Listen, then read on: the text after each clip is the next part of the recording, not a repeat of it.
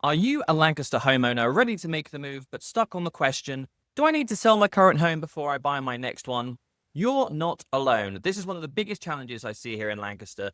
Families who want to upsize, downsize, or relocate, but feel like they're trapped because it's very difficult to get an offer accepted because they already own a home. In this video, I'm going to walk you through the complete game plan for buying and selling at the same time. We're going to cover the difference between contingent and non-contingent offers, the different financing strategies like bridge loans, line of credits, and mortgage recasting, how to prep your home for a smooth sale, such as staging, renovations, decluttering, and the various moving options available. Towards the end, I'll even share some real-life examples where I've managed to help clients who owned a home win their offer and purchase their dream home. By the end of this video, you'll have a clear roadmap for making your move in Lancaster County confidently without losing sleep over contingencies. Step number one is getting pre-approved. Now, step number one is the same as any home buyer. Always get pre-approved. It still matters even if you bought before because you still need to know what your purchasing power is going to be. But this time, it isn't a question of how much house can you afford. It's going to be, can you qualify carrying two mortgages, or are you definitely going to have to sell first? A lender is going to look at your current mortgage, your income, your debt-to-income ratio, and your equity in your existing home. That's going to determine whether you're a contingent buyer, meaning your offer depends on selling first, or a non-contingent buyer. This means you can make an offer without having to sell. Now, what is the difference, and can it make or break your chances in the Lancaster housing market? Step two is contingent versus non-contingent buyers. Let's talk about what those terms mean in practice. Now, a contingent buyer makes an offer saying, I want to buy this home, but I have to sell mine first. This is safer for you, but the sellers don't tend to like it, especially here in Lancaster, where many homes get multiple offers. In Mannheim, Hempfield, or Warwick, a contingent offer often gets passed over by someone who's either purchasing with cash or doesn't need to sell. A non-contingent buyer makes an offer without needing to sell first. That is a much stronger position. But to do that, you usually need to have a financing strategy to either unlock your equity early or manage your payments temporarily. So what financing options are there for Lancaster home movers? Now, this is where it gets interesting. If you want to buy before you sell, there are four main options, each with pros, cons, and risks. So let's break them down. Option number one is a bridge loan. A bridge loan helps you bridge the gap between your current home and your next one. Here's what you need to know about bridge loans. A standard 30-year mortgage today might be around 6 to 7%.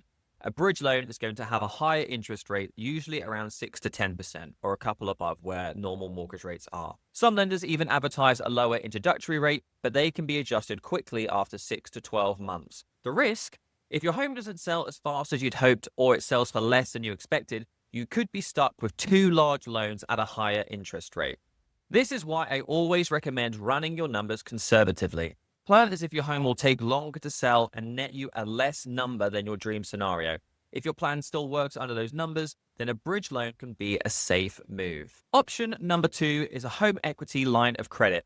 So a HELOC, as it's otherwise known, is another tool that you can use instead of a bridge loan to help purchase another property. Rates are usually around 8 to 9% right now, but unlike a fixed mortgage, HELOCs are on a variable rate, which means as federal rates raises and drop, a HELOC can climb or fall as well.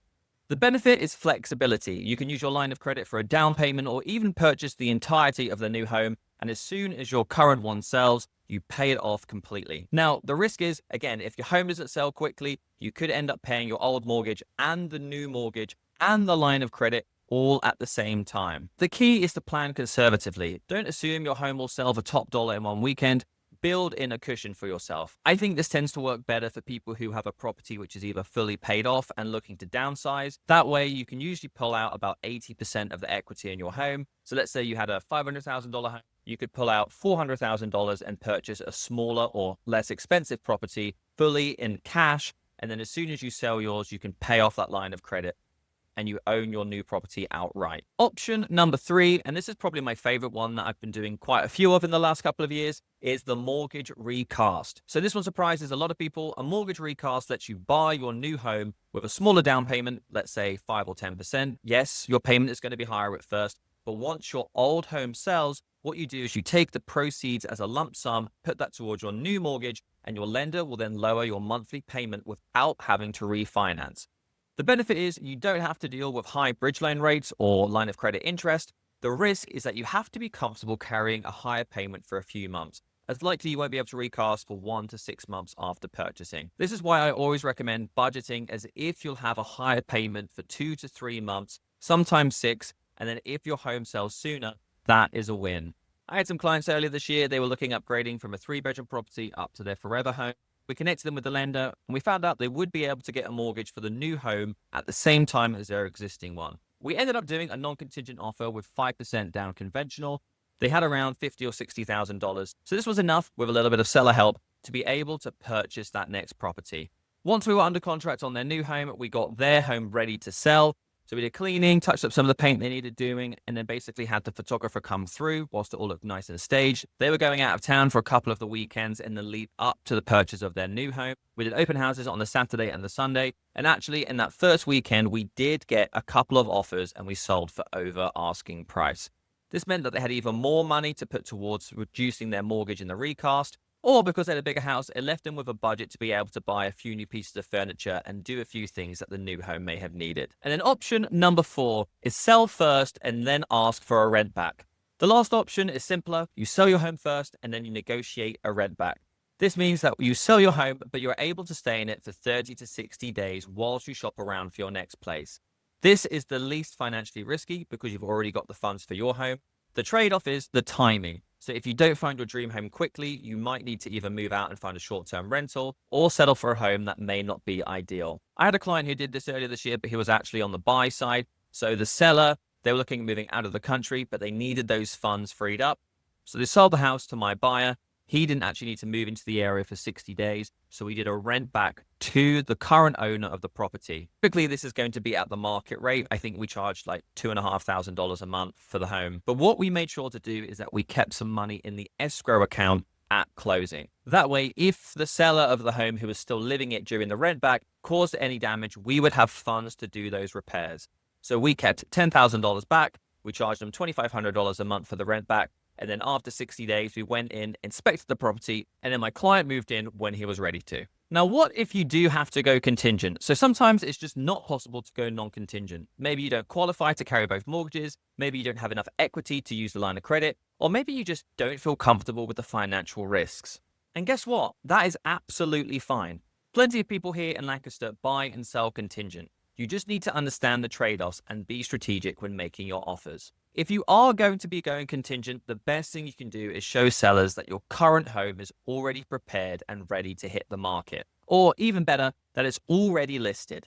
That way, the seller of your dream home knows that you are serious, your property will attract buyers quickly, and that you're not going to delay their timeline. Now, regardless if you are contingent or non-contingent, we're going to have to get your home ready for sale anyway. Every seller situation is different. Sometimes the strategy is that you want to get the absolute highest price, and sometimes you want the easiest process possible. But ultimately, you have to decide what is best for you. Do you want the maximum sales price possible, even if it means putting in more work, time, money, effort? If you'd rather sell for slightly less, but save yourself the stress of major projects, or you just don't have the energy to, you can do that as well. There is no wrong answer. If you need to relocate quickly, or you don't have the budget or bandwidth for renovations, it may be better to price it more aggressively and just move on and get on with your life. But if you do have a little time, here's the sweet spot. Moving into your new home first, spending a couple of weeks getting your old home ready to shine, a vacant staged home is almost certainly going to sell faster and for more money here in Lancaster. One of the best things to prep your home is to declutter. Buyers want to see space and not your stuff. But where does everything go, I hear you ask? There are a few options. You could always rent a storage unit, get a rental truck using a U-Haul. Typically, these cost around $150 to $250 plus mileage and gas. This is going to be the cheapest option, but you are going to have to do the lifting and driving yourself. You could also opt for something like portable storage or pods. They will drop a container at your home, load it at your own pace, and then you can either stay on your property or be stored at their facility, and then they can deliver it to your new home when you're ready. For a 1,500 square foot property, you're probably looking around $400 to $600 a month for the container, and then it's about $100 to $150 each way for delivery fees.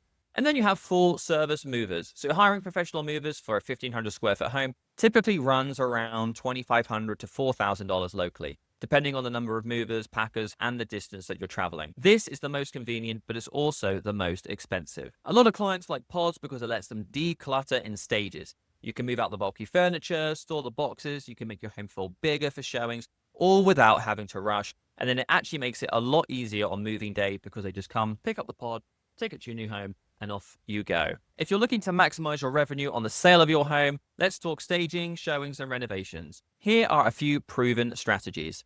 So with staging, declutter, deep clean, and keep neutral decor. If you've already moved out, consider light staging to help buyers picture themselves in the space. For showings, you want to make your home as easy to access as possible. The more buyers who walk through, the better your chance you'll generate multiple offers. There's nothing more frustrating when you're trying to book a showing and you have very limited availability due to hours because maybe someone's working from home, or if you have to wait 24 hours for a showing. The amount of times I've had a client, we've been at one property, we've then looked and gone, oh, this one looks pretty nice, clicked on it, gone to look at that home, and ended up writing an offer is actually a lot more often than you would think. So being very available to allow buyers to come into your home is going to be an absolute winner. Renovations. Don't go out and spend 50 grand on a new kitchen, but focus on high return on investment projects. Fresh paint, updated flooring, modern light fixtures, and curb appeal. Kitchens and bathrooms can add value, but if you're not spending a lot of time and money, you probably aren't going to get that back out. Another piece to think about is commissions. Now, commissions can vary, and yes, you can try to sell your home yourself for sale by owner, but here's what you need to know. If you don't offer compensation to your buyer's agent, you immediately shrink your pool of buyers. That's because most home buyers are working with an agent who will be charging them some sort of fees. Especially if you think first-time home buyers, they may not have a huge amount of closing costs to cover agent commissions. Therefore, if you're not offering any commissions, it's likely that they won't be able to afford to purchase that home and they'll just move on to the next one.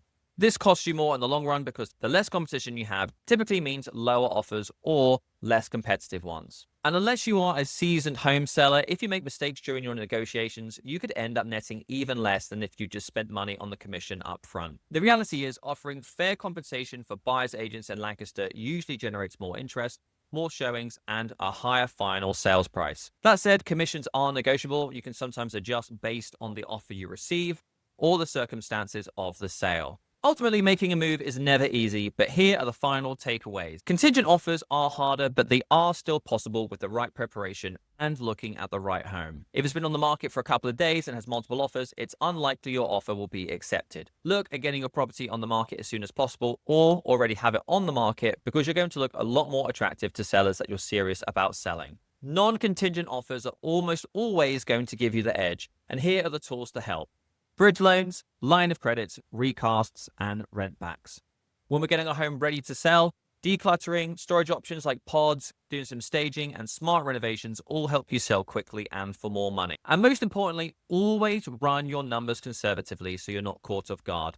The worst thing would be to purchase your new home, not sell your existing home for as much as you thought, and then you end up carrying 2 mortgages or 2 loans for a longer period of time. Whether you're upsizing, downsizing, or relocating, I can help you navigate the financing, the timing, and the selling strategy that can help you make your next move possible. Click the link in the description below to book your free Lancaster home mover strategy. We'll walk through your options, build you a custom plan, and make your Lancaster home move a reality. And if you're looking to make a move to the Lancaster area, click like and subscribe, and check out my Living in Lancaster playlist. This highlights all the wonderful things there are to do in Lancaster once you've made that next move.